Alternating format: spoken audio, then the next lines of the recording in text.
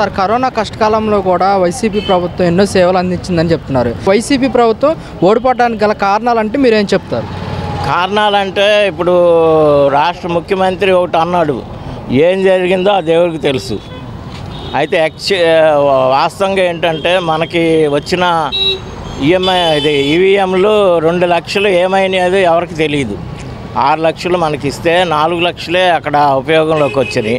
మిగతా 2 లక్షలు ఏమైనాయి? అది ఇంతవరకు అది ఒక మిస్టరీగా మిగిలిపోయింది. అసలు ఎందుకని అలా ఇప్పుడు నిజంగా ఎవరు ఆలోచించినా అంతే. జగను ప్రభుత్వంలో అందరూ లబ్ధి పొందిన వాళ్ళే. తర్వాత చాలామంది ఏం బాధపడ్డారు, మేము ఓట్లు వేసే మా ఓట్లు ఏమైనాయి అంటున్నారు. దానికి కారణం ఎవరు చెప్పలేరు. అందుకే మొత్తం దేవుడి మీద భారం వేశాడు. ప్రజలు తీర్పును శిరసా వహిస్తా అన్నాడు. అది ఇప్పుడు ఎవరు దేవుని మీద ఆధారపడ్డాడు, ప్రజల మీద ఆధారపడ్డాడు. ప్రజలు కూడా చాలా ఆదరించారు.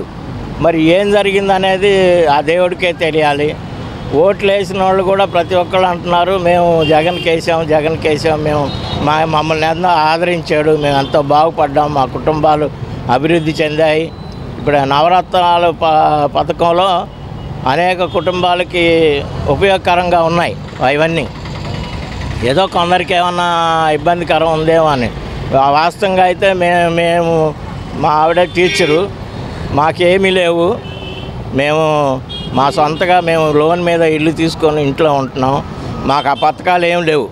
కాబట్టి కానీ ఈ యొక్క మన వాలంటరీ వ్యవస్థను మేము చూసాం. కాబట్టి మేము ఉన్న అపార్ట్మెంట్లో కరోనా వస్తే వాలంటీర్లు ఎంతగానో వాళ్ళు చేసిన సేవ అంతా ఇంత కాదు, అది చేశారు. మేము చూసాము, అనుభవించాం.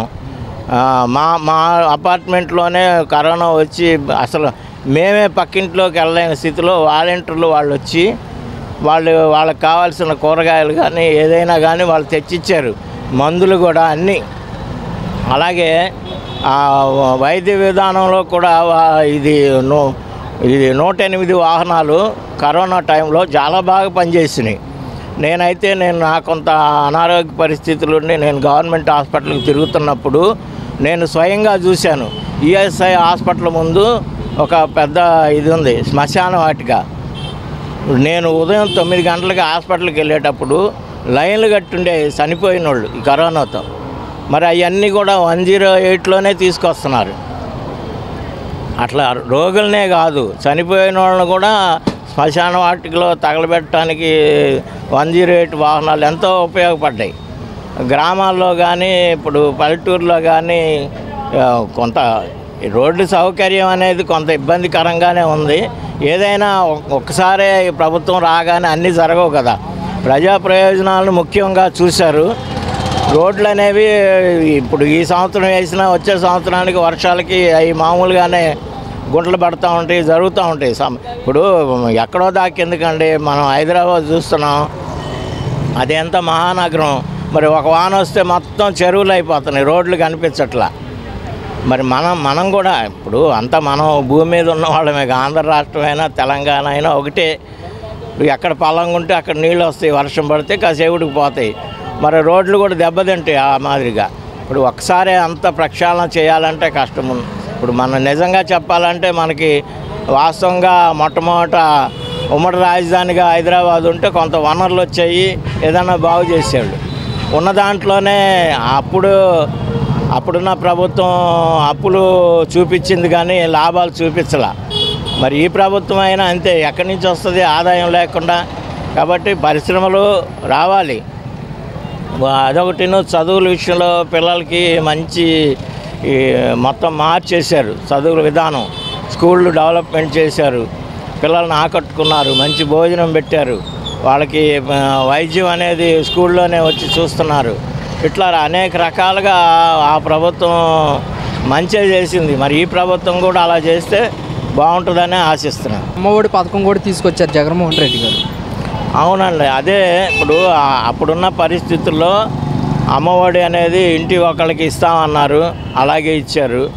ఇప్పుడు ఇంటి మొత్తం అందరికీ ఎంతమంది పిల్లలు ఉంటే అంతమందికి ఇస్తామన్నారు. ఇది పథకం పేరు మార్చారు.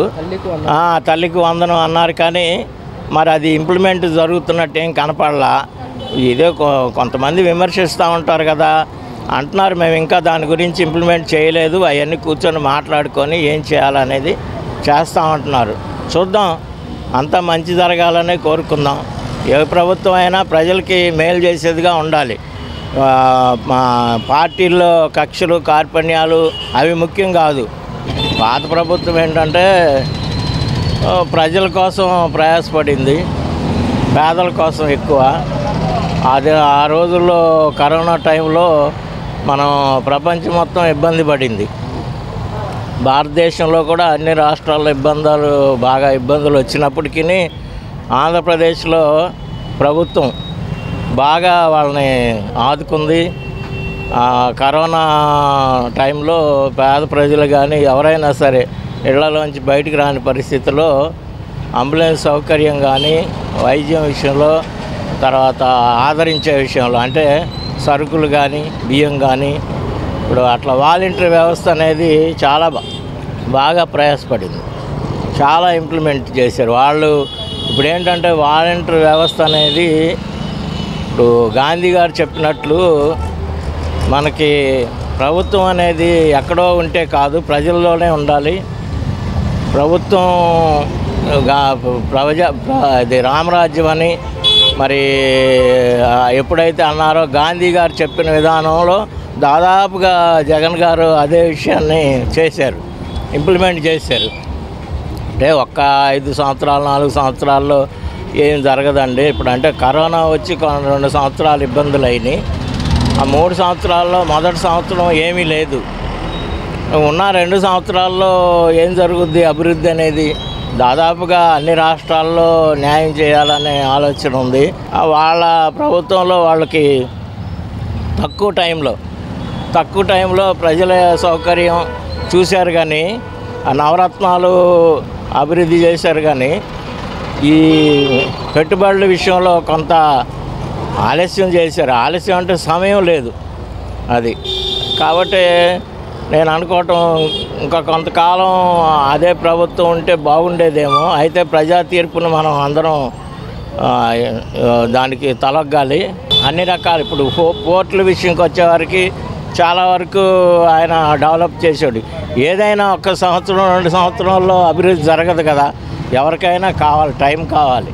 మరి ఈయనకున్న మొదటి సంవత్సరంలో ఏం లేదు, 2 సంవత్సరాలు కరోనా వచ్చింది, మిగతా 3 సంవత్సరాలు ఏం చేయగలరు? ఎవరైనా అంతే. ఇప్పుడు చంద్రబాబు నాయుడు వచ్చినా ఇంకోళ్ళు వచ్చినా ఒక 5 ఏళ్లలో ఏమి చూపించలేరు.